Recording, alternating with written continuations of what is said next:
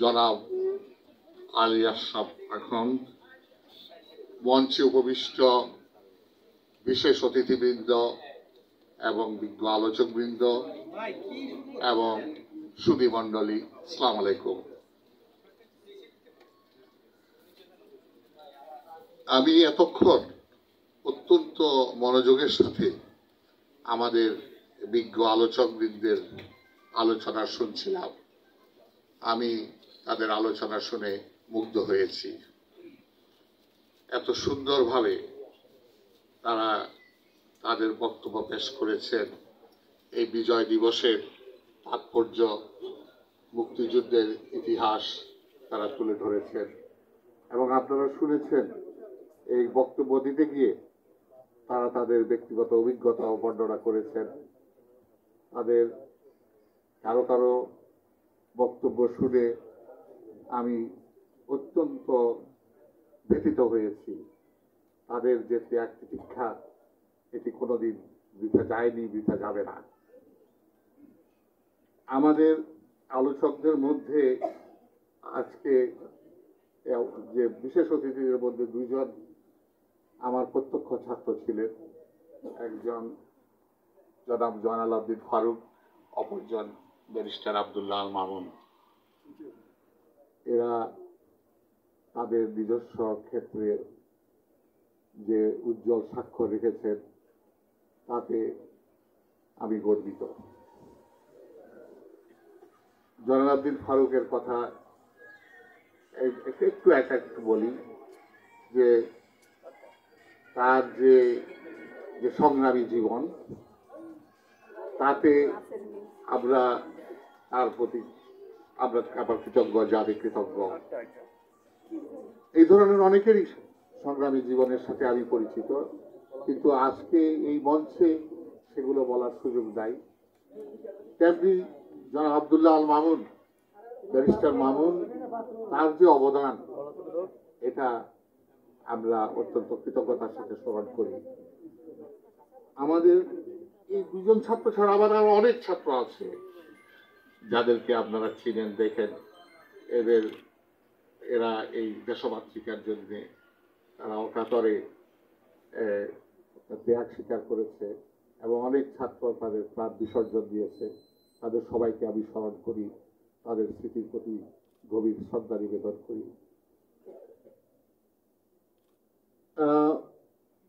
আমি আমাদের একজন শিক্ষক এক সময় বলেছিলেন যে I want to be defeated by two persons in my life. One is my son and another is my student.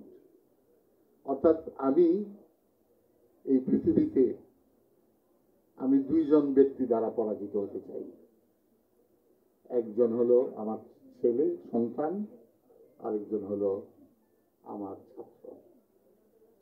আমি অত্যন্ত গর্বের সাথে ঘোষণা করছি, I have been defeated by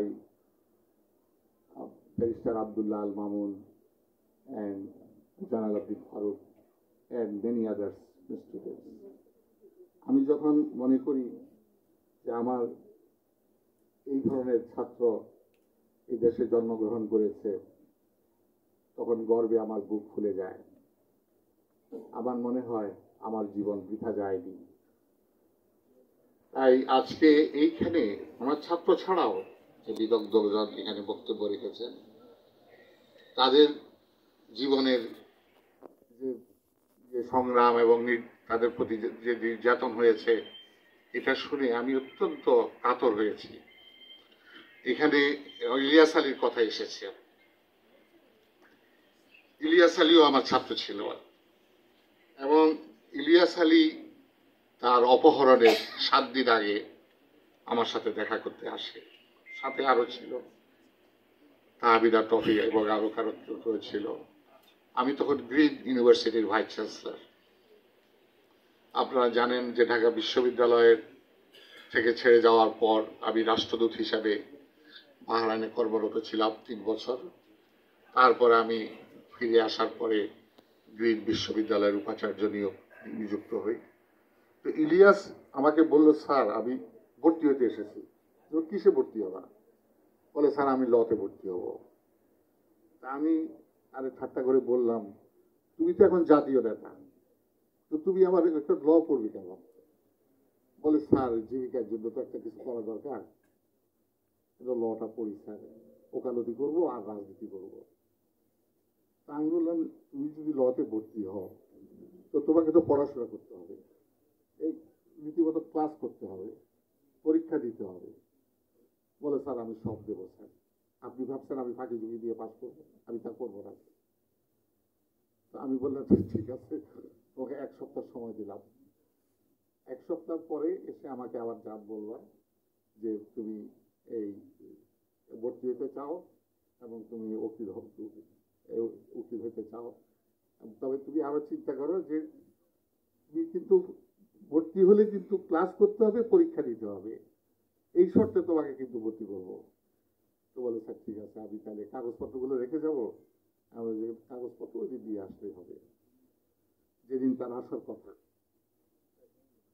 ভর্তি হওয়ার জন্য, সেদিনই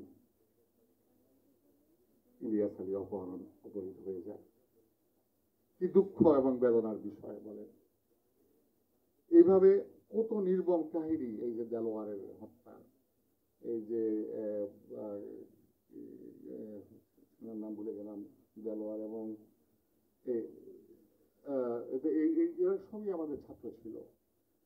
কি কি যে এই যে মামুন যে কথা উল্লেখ করেছেন, এরশাদের সময়, এরশাদের মার্শাল্লাহ যখন হলো, তখন প্রথমেই কলা ভবনে ছাত্রদের উপর যে নির্যাতন, যে অত্যাচার প্রথম, সেটা এখনো আমার মনে আছে। এবং তারপরে তাদের যে মিছিল, সে কথাও আমার মনে আছে। আসলে এই ঢাকা বিশ্ববিদ্যালয়, বাংলাদেশের ইতিহাস ঢাকা বিশ্ববিদ্যালয়ের ইতিহাস। ঢাকা বিশ্ববিদ্যালয় এই সমস্ত মুক্তিযুদ্ধ থেকে শুরু করে সমস্ত গণতান্ত্রিক আন্দোলনের সূতিকাগার। আমাদের ছাত্রদের এই ত্যাগ তিতিক্ষা, আমাদের এই যে এই শিক্ষকদের যে এই যে 1971 সালে আমি তখন ঢাকা বিশ্ববিদ্যালয়ের তরুণ শিক্ষক। আমি যখন জমদূত বাহিনী চিঠি পেলাম, এখানে লিখেছে যে you will be soon eaten up by dogs and vultures, আপনি অবিলম্বে আপনার কুকুর এবং শকুন আপনার মাংস খাবে।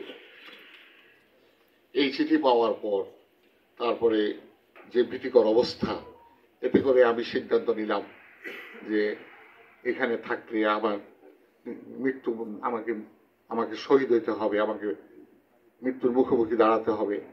তাই সীমান্ত পাড়ি দিয়ে চলে গেলাম। যাওয়ার আগে প্রফেসর মনির চৌধুরীর সাথে আমার দেখা। তো তিনি আমাকে বললেন যে তুমি এখনো এই ঢাকাতে আসো, তুমি এখনো নিরাপদ আশ্রয়ে যাও নাই? আমি বললাম, আমি চুপ করে রইলাম। তিনি বললেন যে দেখো, ছাত্র জীবনে তুমি ছাত্র রাজনীতির সাথে যুক্ত ছিলা, শিক্ষক হওয়ার পরেও তুমি এই এখন যে মুক্তিযুদ্ধ শুরু হয়েছে, তুমি এর সাথে যুক্ত আছো, তো তুমি তুমি রেহাই পাবে না, তোমাকে হানাদার বাহিনী মেরে ফেলবে, অতএব তুমি নিরাপদ আশ্রয়ে চলে যাও। আমি উত্তরে বললাম যে স্যার আপনিও তো নিরাপদ নন, আপনিও এই পালিয়ে যান, নিরাপদ আশ্রয়ে যান। উনি বললেন আমার কিছু হবে না, আমি তো কিছু করি নাই। আমি একটু হাসলাম। আমি বললাম যে আপনি ছাত্র জীবনে বা এই যাবৎ এই দেশের প্রগতিশীল আন্দোলনের সাথে যেভাবে যুক্ত ছিলেন, হানাদার বাহিনী কি আপনাকে ছেড়ে দিবে? তারপরে আমি তো সিদ্ধান্ত নিলাম এবং আমি যখন পালিয়ে যাব, আমি ঢাকা শহর ছেড়ে যখন চলে যাব, ঠিক এই সময় আনোয়ার পাশা বলে আরেকজন অধ্যাপক বাংলা বিভাগের, তিনি বললেন যে আমি সাথে যাব, আপনি আরেকটা দিন অপেক্ষা করেন। তার জন্য আরেকটা দিন অপেক্ষা করলাম, কিন্তু এর মধ্যে আমার বাসা আক্রান্ত হলো, আর্মি এসে আমাকে খুঁজে গেল। আমি আর বাসায় না গিয়ে আমার বন্ধুর বাসায় গিয়ে আশ্রয় নিলাম রাত। পরের দিন তিনি আমাকে জানালেন যে তিনি ভয় পাচ্ছেন, তিনি যেতে পারবেন না, কারণ এই দুর্গম পথ অতিক্রম করা তার পক্ষে সম্ভব হবে না। আমি সেই এই কথা শোনার পর সেই অজানা পথে পাড়ি দিলাম এবং শেষ পর্যন্ত আগরতলা সীমান্ত দিয়ে কলকাতা বিশ্ববিদ্যালয়ে দ্বারভাঙ্গা ভবনে গিয়ে উপস্থিত হলাম।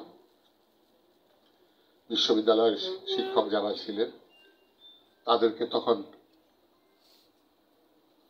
কলকাতা বিশ্ববিদ্যালয় বাংলাদেশ সহায়ক সমিতি বলে একটা সমিতি হয়েছিল, যার সভাপতি ছিলেন কলকাতা বিশ্ববিদ্যালয়ের ভাইস চ্যান্সেলর এবং সাধারণ সম্পাদক ছিলেন প্রফেসর আনিসুজ্জামান এবং পরে অজয় রায়। তো যারা সীমান্ত পাড়ি দিয়েছে আকাশবাণী থেকে বারবার বলছিল যে আপনারা কলকাতা বিশ্ববিদ্যালয়ে এসে উপস্থিত হন, এখানে রিপোর্ট করেন। তার রিপোর্ট করার পরে আমাদেরকে ভারতবর্ষের বিভিন্ন বিশ্ববিদ্যালয়ে আমরা চাকরি দেওয়া হলো এবং কংগ্রেস ফর কালচারাল ফ্রিডম বলে মার্কিন যুক্তরাষ্ট্রের একটা অর্গানাইজেশন, তারাই আমাদের বেতনের ব্যবস্থা করলো আর কি। তো এইভাবে তো আমরা সেই 9 মাস কাটালাম, তারপরে দেশে ফিরে আসলাম এবং 1972 সালের 14ই জানুয়ারি ঢাকা বিশ্ববিদ্যালয় পুনরায় শুরু হলো একটা শোক সভার মধ্য দিয়ে। তো যাদেরকে রেখে গেলাম, এসে মুনিচন্দ্রীকেও পেলাম না, আনোয়ার পাশাকেও পেলাম না। তাই বিজয় দিবসে আমার অনুভূতি যেমন একদিকে যেমন আনন্দের, অন্যদিকে তেমনি বেদনার। আনন্দের এই জন্যে যে 16ই ডিসেম্বর বিজয় দিবসে আমরা চূড়ান্ত বিজয় অর্জন করি এবং প্রতিষ্ঠা করি স্বাধীন সার্বভৌম বাংলাদেশ। বেদনার এই কারণে যে কারণ ঠিক তার 2 দিন আগে 14ই ডিসেম্বর এই দেশের যে এই গুণী সন্তানদেরকে নিয়ে, সূর্য সন্তানদেরকে নিয়ে নির্মমভাবে হত্যা করা হয়, যাদের মরদেহ পরবর্তীতে মিরপুরের বধ্যভূমিতে পাওয়া গেছে। এমনি শুধু এই দুজনের কথা তো বললাম, আরো অনেক শিক্ষক, এই যে জ্যোতির্ময় গুহ ঠাকুরতা, তারপরে জিসি দেব, মনিরুজ্জামান, তারপর ফয়জুল মহি, এই আরো অনেক শিক্ষক। এগুলো আমার একটি গ্রন্থ আছে মুক্তিযুদ্ধের দিনগুলি, সেই গ্রন্থে এগুলো লিপিবদ্ধ আছে। যাই হোক, তো সেই 14 ডিসেম্বর 16 ডিসেম্বরে একদিকে যেমন ভারাক্রান্ত হয়ে পড়ি, আবার অন্যদিকে অপার আনন্দে মন ভরে যায়। তো বিজয় দিবসের এই যে স্বাধীনতা যুদ্ধের ইতিহাস, এটা আপনাদের সকলেরই জানা, আমি এখানে পুনরাবৃত্তি করব না।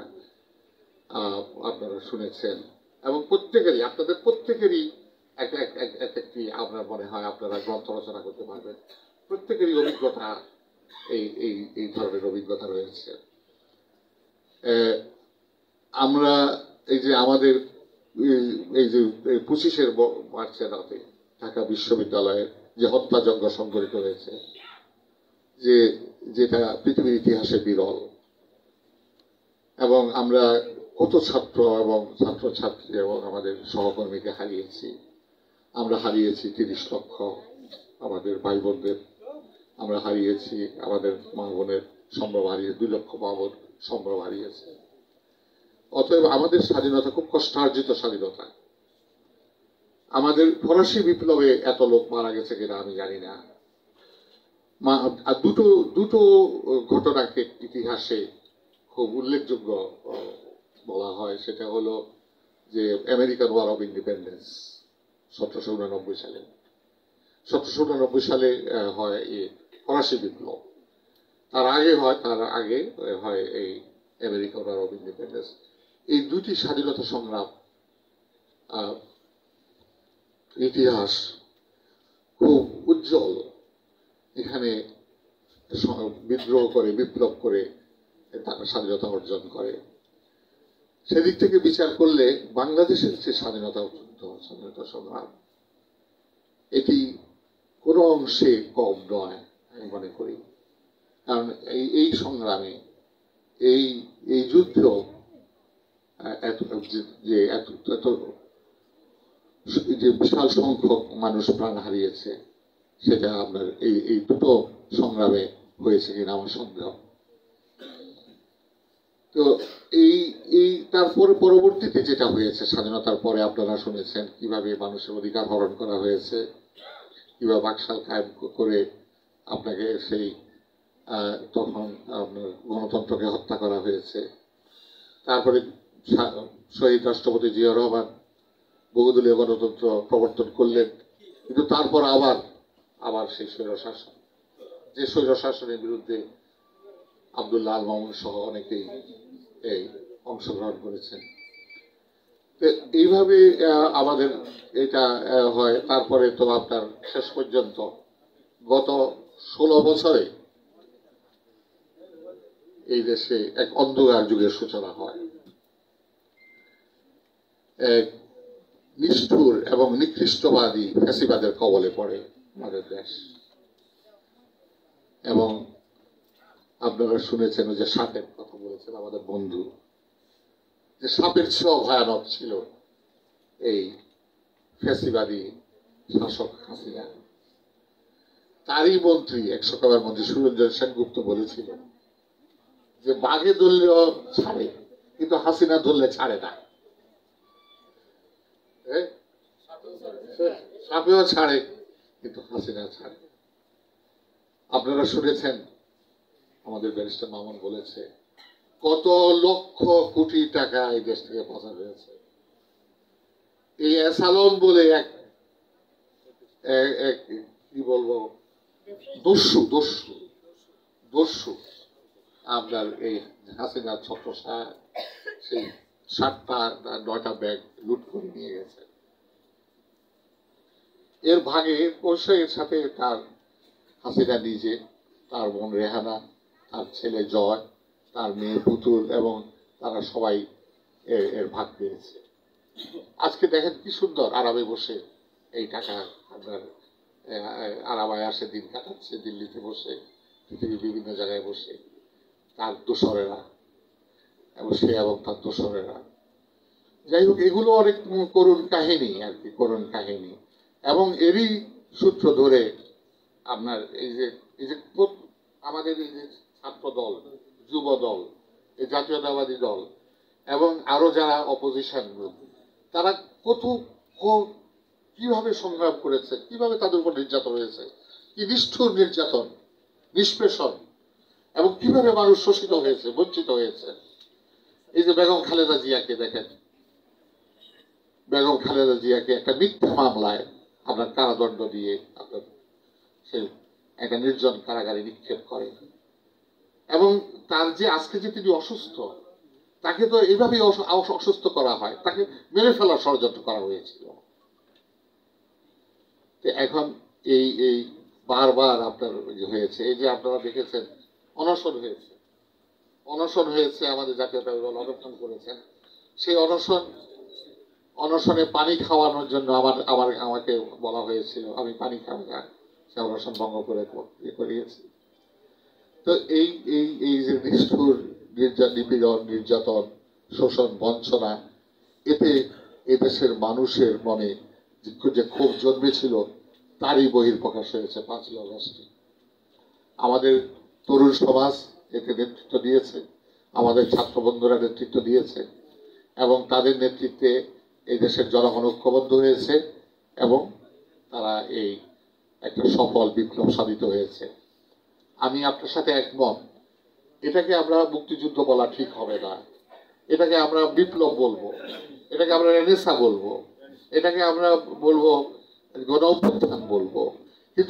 কিন্তু স্বাধীনতা বা মুক্তিযুদ্ধ একবারই হয়েছিল এবং মুক্তিযুদ্ধের মাধ্যমে আমরা স্বাধীন হয়েছিলাম। এখন আমরা আবার আমাদের এই যে গণ অভ্যুত্থান হয়েছে, এতে কিন্তু আমরা যা চেয়েছি তা কিন্তু এখন আমরা অর্জন করতে পারি নাই। এই অভ্যুত্থানের মধ্য দিয়ে আমরা যে গণতন্ত্রের পথে যাত্রা শুরু করেছি এবং একটি গণতান্ত্রিক সমাজ কায়েমের মধ্য দিয়ে মানুষ যে তার ভোটাধিকার প্রয়োগের মাধ্যমে তাদের প্রতিনিধি নির্বাচন করে একটি সরকার গঠন করবে, দেশপ্রেমিক সরকার গঠন করা হবে এবং তারাই এই দেশ থেকে এই নিপীড়ন, নির্যাতন, শোষণ, বঞ্চনার অবসান ঘটাবে। আমি আপনাদেরকে একটা বক্তব্য শেষ করার আগে একটা গল্প বলি। আমি ওই সভাতে তো জীবনে উপস্থিত থাকার সুযোগ হয়েছে। আমি গত সেপ্টেম্বর মাসে 80 বছরে পা দিয়েছি। তো যাই হোক, এখন 80 বছর 81 কাছাকাছি। ওই আমার ছেলে মানে আমি বলছিলাম যে ওই মার্কিন যুক্তরাষ্ট্রের সফটওয়্যার ইঞ্জিনিয়ার, আমি বলছিলাম দেখো আমি আর বছর বছর আমেরিকা আসবো না, আমি এত লম্বা জার্নি আমার সহ্য হয় না, আমার এখন বয়স হচ্ছে। বলে তোমার বয়স কত হয়েছে? তখন 75 ছিল। তখন 75 বছর। তো বলে যে তো এটা তো কোনো বয়স না, নেক্সট ইয়ারে তুমি ইউল বি 74। আমি বললাম কেন? বলে এখন তো ওই অ্যান্টি এজিং শুরু হয়েছে আমেরিকাতে, অর্থাৎ তুমি এখন 75 হলে নেক্সট ইয়ারে তুমি 74 হবে, তারপরে 73 যাবে, এভাবে তুমি 40 পর্যন্ত যাবে, তারপরে আবার ওই আর কি। আমি ওই মার্কিন যুক্তরাষ্ট্রে আমি ভিজিটিং প্রফেসর ছিলাম 2001 সালে একাডেমিক ইয়ার। তো সেখানে আমি আমার সহকর্মী পল ব্রাউন, তো সে আমাকে বলছে শনিবারে ফুটবল খেলা দেখতে যাওয়ার জন্য। তাই বললাম আমি I do not enjoy football game. আমি বলে তুমি কি করবে? আমি বললাম আমি ওই দিন শুয়ে থাকবো। বলে যে হোয়াট ডু ইউ সে, তুমি আমার সাথে চলো ফুটবল খেলা দেখবে, ওই দিন বন্ধ। তা আমি বললাম নো, আমি I am not interested, I am aging now. বলে হোয়াট ইজ ইউর এজ? তো বলে আমি তো জানি তোমার বয়স এই 59 বছর। তখন কত এরকমই ছিল, 58-59 বছর ছিল। তো আমি বললাম ইয়েস, আমার তো এরকম 59 বছর বয়স হয়েছে। তো সে আমাকে বলে লাইফ বিগিনস এট 60, তোমার তো জীবনই শুরু হয় না এখনো, জীবন তো শুরু হয় 60-এ। তো সেগুলা এখন আপনার মাঝে মধ্যে স্মরণ করি আর কি, যে লাইফ বিগিনস এট 60।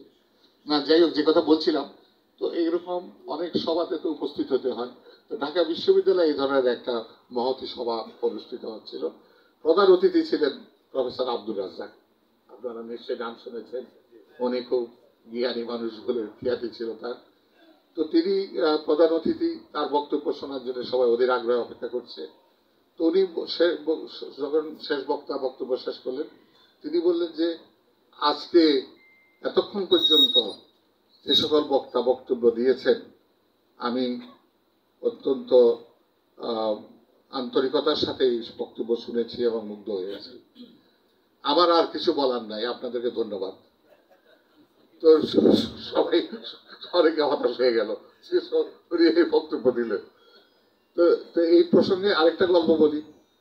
আমি যখন ঢাকা বিশ্ববিদ্যালয়ের উপাচার্যের পদ থেকে অব্যাহতি পেলাম, তখন আমাকে তখনকার সরকার ম্যাডাম খালেদা জিয়া আমাকে বাহরাইনের রাষ্ট্রদূত নিয়োগ করলেন।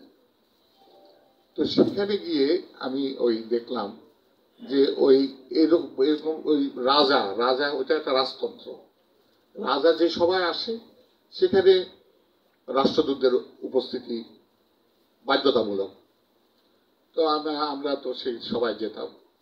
তো সেখানে গেলে পরে তো রাজা এসে, তিনি কিন্তু ডায়াসে বসতেন না, তিনি বসতেন দর্শক সারিতে একটা সিংহাসনের মতো একটা চেয়ার। তো সেখানে এসে বসতেন। তো এসে একটা লম্বা সালাম দিতেন, আসসালাম আলাইকুম কইয়া তারপরে সিংহাসনে বসে পড়তেন।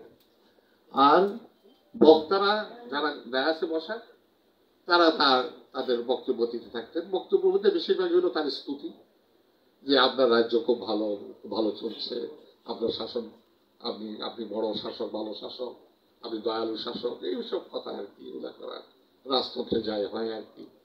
এই আমাদের দেশে তো রাজতন্ত্র ছিল না, রানীতন্ত্র ছিল, কিন্তু ওই একই কথা ছিল আর কি। ওই যে সব চাটুকার যে এই যে তারা খালি তার প্রশংসাই করতো, কিন্তু বলতো যে দেশ খুব ভালো চলছে। যাই হোক, তারপরে যখন সভা শেষ হতো, তখন তিনি আবার উঠে আবার একটা বড় সালাম দিতেন, সালাম আলাইকুম বলে তিনি চলে যেতেন। তখন এবার খাওয়া দাওয়া রাস্তাঘাটি এসব আর কি। তো এরকম একটা সভায় আমার পাশে বসা ছিলেন ভারতের রাষ্ট্রদূত, তিনি আবার বাঙালি। তার তিনি ওই ঢাকাতে তার বলে যে মেট্রিক পর্যন্ত ঢাকাতে পড়েছে। তো তিনি আমাকে বলে স্যার বলে আমাকে, তাই বললাম স্যার বলেন কেন? কারণ আমাদের ডিপ্লোমেসিতে ওই এক্সেলেন্সি বলতে হয়, মান্যবর, এটাই হলো কথা। তো বলে স্যার কেন বলি স্যার জানেন না? আমি না তো।